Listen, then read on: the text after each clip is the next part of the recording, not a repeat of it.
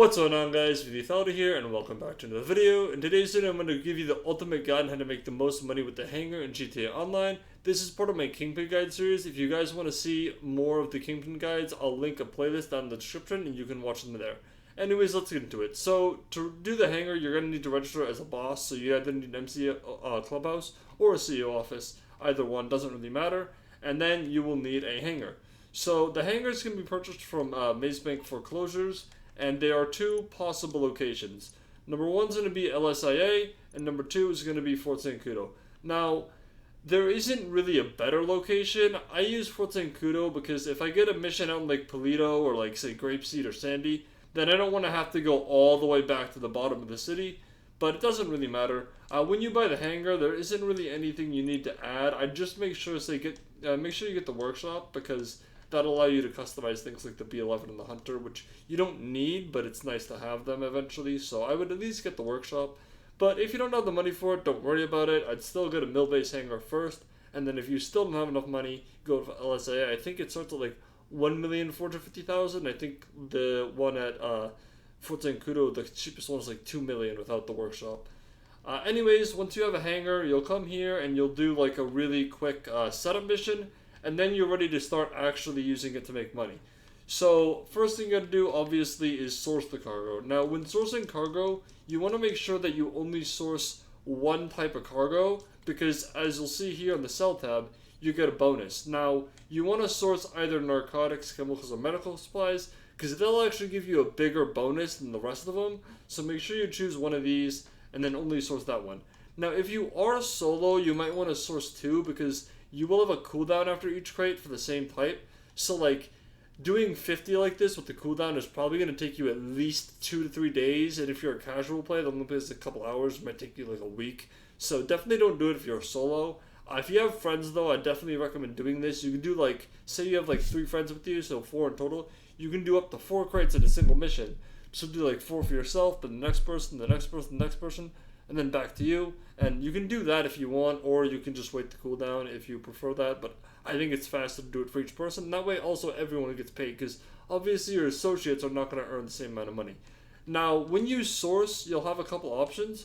I can't source, but you always want to source to land. It'll say you want to source like either land or air, and you always want to go with land. I'm going to show you all 3 land source missions so you guys know how to do that, and then we'll talk about selling. Mission, it'll tell you to go to like a certain area. I normally get Sandy Shores Airfield. Basically, Rooster will contact you and tell you that he went down, and that the plane he was flying crashed and the cargo is still there.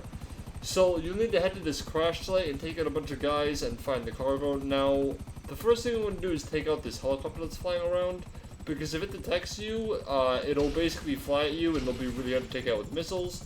But if you do it first, it's not too much of a problem. Then just head to the crash site and start taking out the guys. Now you do want to be mindful of where the cargo is, and I saw it right here, luckily, flashing. So I'm not going to shoot any missiles if the guys are there. I'll just land and take them out. But for the rest of the NPCs, I can just take them out and not have to worry really about hitting the cargo too much. It's normally hidden in like a bushy area, so just watch out for those.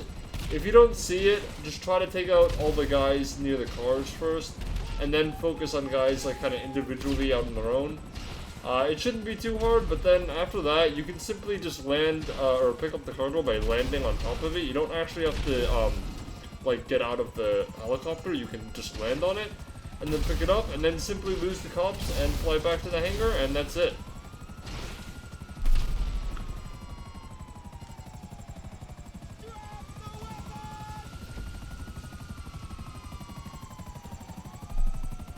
So for the second mission you may have, it's going to ask you to go to somewhere offshore. It could be the docks, could be Polito, there's another one somewhere.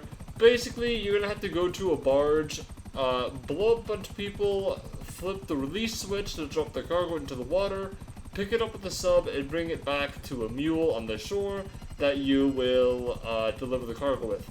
Now, for this mission, it is way faster to blow up the mule once you get it. However, you can drive it back if you would rather do that, because it does take a bit of explosives, and they're not the cheapest, but at least for me, I'd rather blow it up.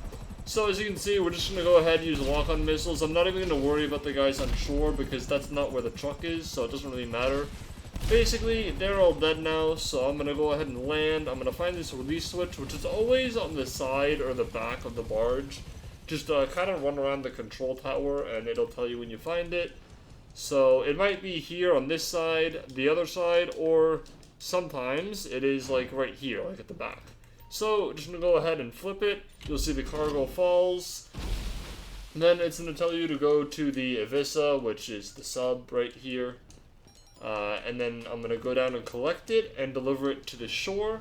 And it'll go in the truck. And then I will simply blow up the truck and deliver it back to shore.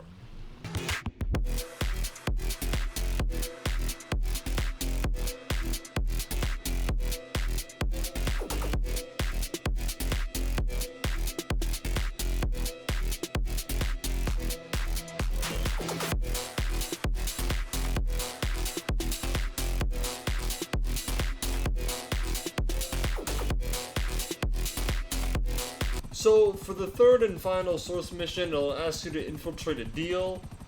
Basically, this deal can be anywhere, but it's just a bunch of, like, MC members. So, you have options here. Number one is steal this trailer and cab and drive it in. You'll infiltrate, like, undetected, and you can steal a trailer. Number two is you can just grab a phantom wedge, drive in, and steal a trailer. Or number three, which is the best option, is to grab something like a savage, kill all the NPCs, then blow up the trailer and take the loot. So as you can see here, I'm just gonna blow up practically everything. That orange trailer that I just shot next to, that's where the cargo will always be for these deal missions. It's always in the orange kind of trailer. So I'm just gonna blow up all the guys, basically. That's probably enough. I'm gonna go ahead and kind of get close to the trailer. It's gonna say that that's the chemicals, so I'm gonna go ahead and blow up the trailer. I don't want to shoot too much with the Savage, because obviously I can blow up the cargo. So once the cargo's out, I'm simply going to land on it, collect it, and then I'm just going to fly back to the hangar, and that'll do the mission. You can do this with like other helicopters, of course, and you can just drive the trailer, but I think this is the best method if you're grinding it solo, because it's the fastest. If you have other people with you, like 2 or 3 other people, and you're doing multiple crates, it might just be better to drive the trailer. That way you don't all have to go over there, only one person has to go and grab the trailer. But it's really up to you. I just think this option is the best. So now we get to selling. Now, when you sell, you're going to have options between air and land as well. Again, we're going to go with land because the sell missions for land are so much easier, and doing it by air is almost not even worth it. So obviously selling 50 crates, you're going to have a bunch of vehicles. So make sure you have at least 3 friends with you when you sell.